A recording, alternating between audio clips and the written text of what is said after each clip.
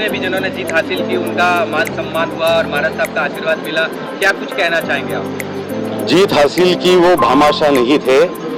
भामाशाह तो जैनों में भामाशाहों की कमी नहीं है, मगर ये हमारे सब महाराणा प्रताप थे जो जंग में लड़े हैं, चुनकर आए हैं। एक देखा जाए तो जैन समाज ये हर क्षेत्र में, वो सेवा का क्षेत्र हो, शिक्षा का हो, व्यापार का हो, उद्योग का हो, हर क्षेत्र में जैन समाज आगे है। मगर कहीं ना कहीं नीति निर्धारण में जहाँ पे पहले जैन समाज अग्रणी भूमिका में था, वहाँ नीति निर्धारण में कहीं ना कहीं अभी पीछे हटता जा रहा था। मगर पिछले 3-4 वर्षों में आज अभी पूरे महाराष्ट्र में एक राजनीतिक जागरूकता जैन युवाओं में निर्माण हो गई है। जैन राजनीति में सक्रिय होने लग गए युवा, और इसका सही मायने में एक श्रेय चंद्रकांत दादा पाटिल भारतीय जनता पार्टी को जाता है। भारतीय जनता पार्टी के तत्कालीन प्रदेश अध्यक्ष चंद्रकांत दादा पाटिल, उन्होंने 2021 में भारतीय जनता पार्टी में जैन समाज के युवाओं के लिए राजनीति में सक्रिय होने के लिए एक स्वतंत्र व्यवस्था का निर्माण किया। ललित जी, आदरणीय ललित जी गांधी ने भूमिका रखी और भारतीय जनता पार्टी में जैन प्रकोष्ठ का निर्माण हुआ, और सबसे पहला प्रकोष्ठ का अध्यक्ष बनने का सौभाग्य मुझे प्राप्त हुआ। 9 अगस्त 2021 से जब से ये प्रकोष्ठ बना है, तब से हम पूरे महाराष्ट्र का दौरा किया। आज 36 जिलों में और 253 तालुकाओं में और 350 से अधिक शहरों में भारतीय जनता पार्टी जैन प्रकोष्ठ की शाखाएं कार्यरत है, कार्यशील है, और कार्य करने अपना अपना काम बहुत ही अच्छी तरीके से कर रही है। उसी का फलस्वरूप है आज 33 जैन कॉर्पोरेटर चुन के आना। ये इतिहास में पहली बार इतने ज्यादा तादाद में जैन समाज के कॉर्पोरेटर चुन के आए। और अगर नगर पालिका की हम बात करें तो नगर पालिका में 59 जैन कॉर्पोरेटर्स चुन के आए हैं। जी, ये जीत जो हुई है और समाज की एकता को लेकर हो या संघ को लेकर हो, संतों की कितनी भूमिका साबित हुई कि उनका आशीर्वाद, उनकी प्रवचनों के माध्यम से लोग जागरूक हुए? देखिए, परमात्मा तो है, हमारे 24 तीर्थंकर है, मगर आज के तारीख में जो इस धरा पर है, हमारे तीर्थंकर रूपी हमें मार्ग दिखाने वाले तो सभी हमारे साधु भगवंती है। आज जैन समाज का एक बड़ा सौभाग्य है कि उनको इतने बड़े साधु परंपरा मिली है, और उसमें विशेषकर आचार्य नए पद्म सागर महाराज साहब, जिनके बारे में ये कहा जाता है कि वो एक विजनरी नेता है। आज नए पद्म सागर महाराज साहब ने जो मुहिम आज एक चलाई है, वो लोगों को पॉलिटिक्स में इन्वॉल्व करना चाहते हैं। उनका ये कहना है, उनकी ये हमें सीख है जिसपे हम चल रहे हैं कि राजनीति में जैनों का दबदबा बने, जैनों का रुतबा बने, जैनों की सक्रियता बने। और उसके लिए आज उन्होंने एक जियो के अंतर्गत राजनीतिक फोरम की भी एक आज घोषणा की है, जिसकी जिम्मेदारी उन्होंने आदरणीय ललित जी गांधी पे दी है, और वैसे ही महाराष्ट्र की जिम्मेदारी मेरे पे दी है। निश्चित तौर पर आने वाले समय में जो हम महाराष्ट्र में पिछले 4 वर्षों में कार्य कर रहे थे, अब ये राष्ट्र में होगा, और राष्ट्र में भी जैन समाज की राजनीतिक भागीदारी निश्चित तौर पर बढ़ेगी। श्री नरेंद्र मेहता जी और आदरणीय मंगल बख्तियार जी ने भी शिरकत की। वो हर सभा में, हर प्रोग्राम ज्वाइन करते रहते हैं, तो उनके बारे में आपने क्या कहना चाहिए? मंगल प्रभा जी लोढ़ा ये हमारे जैन समाज के एक ऐसे हस्ताक्षर है कि वो अमिट हस्ताक्षर है। नए पद्म महाराज साहब के मिश्रे में या उनके सानिध्य में तो काम करते ही है, मगर आदरणीय मंगल जी का हर जैन समाज के युवा को उतना ही पूरा सहयोग होता है, सहकार्य होता है। छोटे से छोटा कार्यकर्ता भी उनकी नजरों से बचता नहीं है। वो एक आध कार्यकर्ता को 4 साल के बाद भी देखे तो दूर से वो उनको नाम से आवाज देते हैं, ये उनकी खासियत है। और उनके नेतृत्व में भारतीय जनता पार्टी जैन प्रकोष्ठ आगे बढ़ रहा है। नरेंद्र मेहता जी के बारे में अगर बोले तो उन्होंने फिर एक बार, मैं रिपीट करता हूँ, फिर एक बार, पहले से थे ही मगर अब भी फिर एक बार ठोक बजा के ये साबित कर दिया कि भाईंदर का धुरंधर नरेंद्र ही है और कोई नहीं है। तो एक ही धुरंधर है भाईंदर में, और वो उन्होंने सिद्ध कर दिया।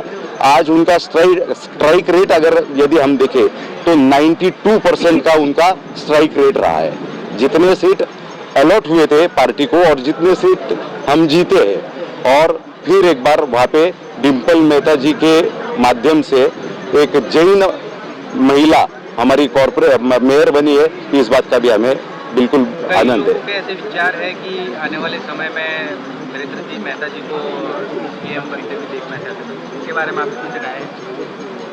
हर कार्यकर्ता की राय होती है कि उसका नेता आगे से आगे बढ़े, मगर मेरे जैसा कार्यकर्ता इतने बड़े विषयों पे कुछ विधान नहीं कर सकता है। हम भारतीय जनता पार्टी से आते हैं और हमारा एक शिस्तबद्ध, एक बिल्कुल डिसिप्लिन्ड पार्टी है हमारी।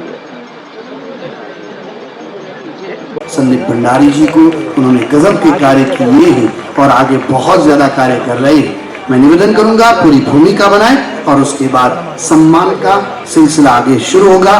भाजपा जैन प्रकोष्ठ, संदीप भंडारी जी।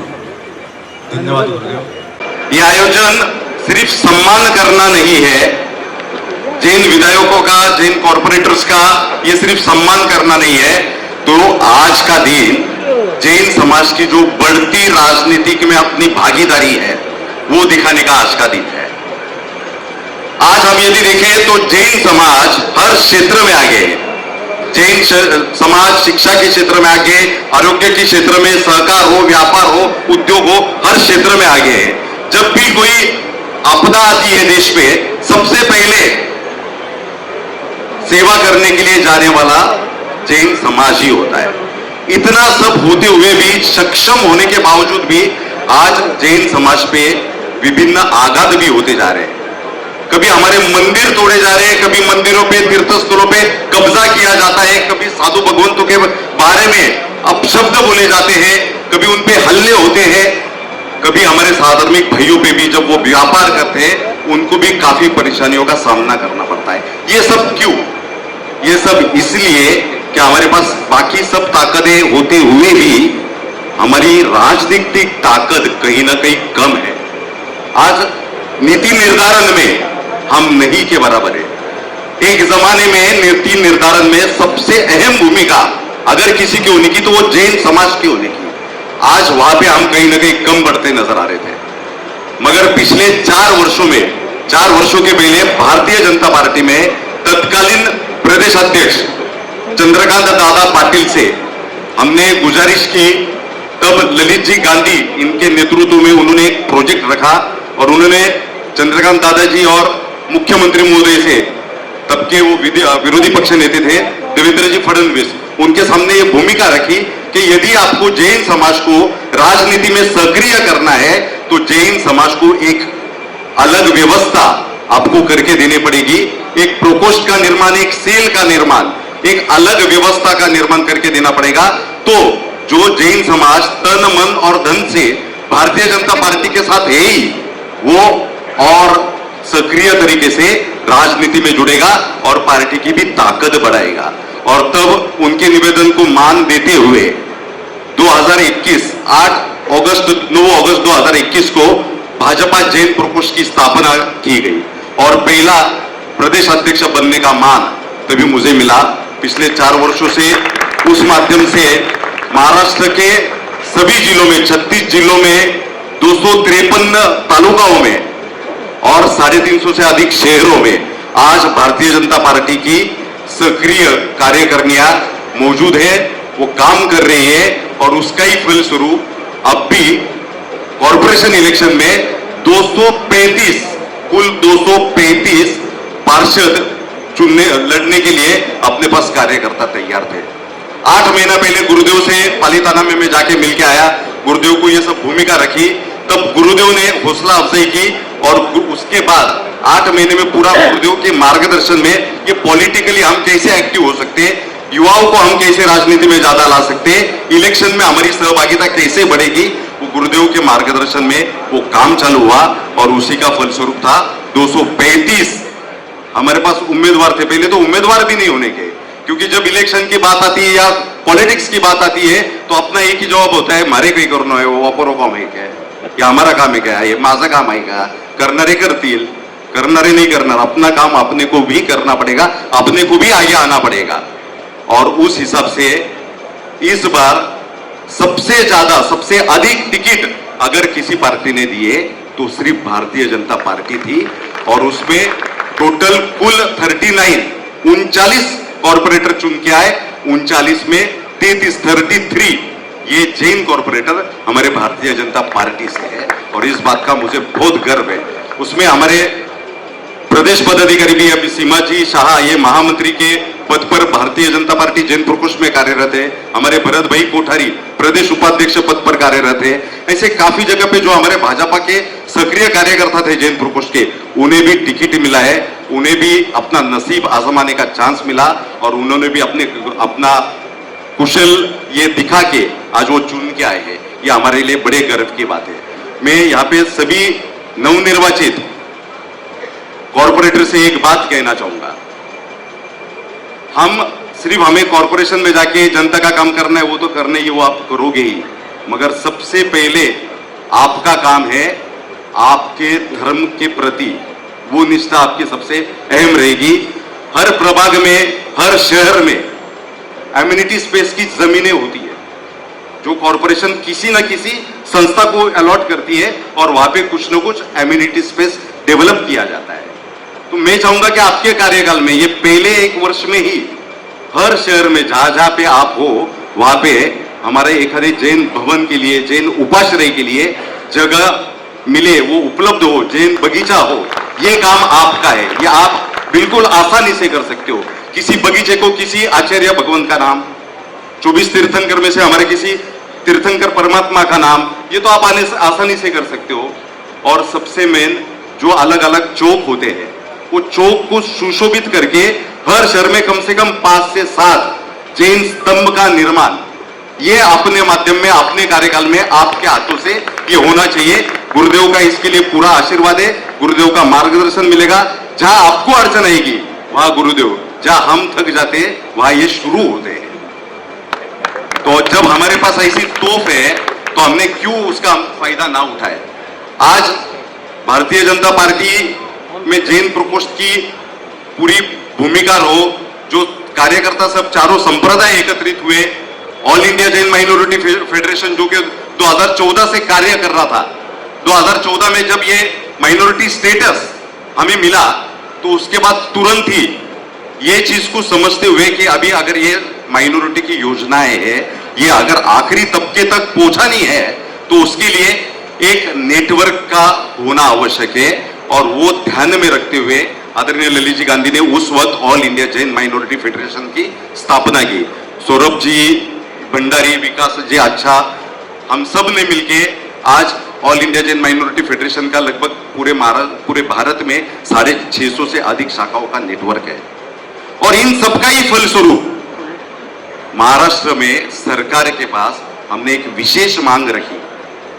पहले तो अल्पसंख्यक मोर्चा में जैन थे, वहां से हमने जैन प्रकोष्ठ अलग बनवाया और उसके बाद वही हम रुके नहीं, तो उसके बाद हमने जो माइनॉरिटी फाइनेंशियल डेवलपमेंट कॉरपोरेशन होता है, जो अभी मौलाना आजाद हमारे लिए तो था ही, उसमें हमारे काम नहीं होने के, तो उसके लिए एक स्वतंत्र व्यवस्था का वहां पे भी हमारे लिए निर्माण हो, ये मांग हमने रखी। All India Jain minority federation और भाजपा जैन प्रकोष्ठ के हर एक कार्यकर्ता ने 1 साल तक कड़ी मेहनत की। लगभग 152 विधायकों के समर्थन पत्र और 28 सांसदों के समर्थन पत्र 1 साल तक हमने इकट्ठा किए, मुहिम चला के, और उसका फलस्वरूप आज जैन अल्पसंख्यक आर्थिक विकास महामंडल, इसकी भी निर्मित आज महाराष्ट्र में महाराष्ट्र सरकार की ओर से हुई, जिसके माध्यम से विविध योजनाएं जैन समाज के लिए, उसके बारे में ललित जी तो बताएंगे ही बताएंगे, मगर ये महामंडल ये जैन समाज के लिए एक वरदान से कम नहीं है। जैन समाज में भी काफी ऐसे लोग हैं जिनको ये सब चीजों की आवश्यकता है।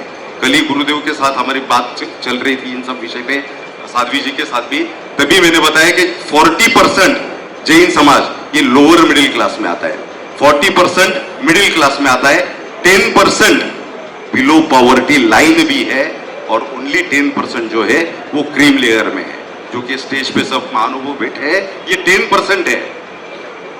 तो अपने समाज में 60 से 70 तक का ऐसे लोग हैं जिनको एजुकेशन लोन, बिजनेस लोन, इन सब चीजों की, होम लोन, इन सब चीजों की आवश्यकता है। वो कैसे मिलेंगे, क्या मिलेंगे, उसकी जानकारी भी आपको दी जाएगी।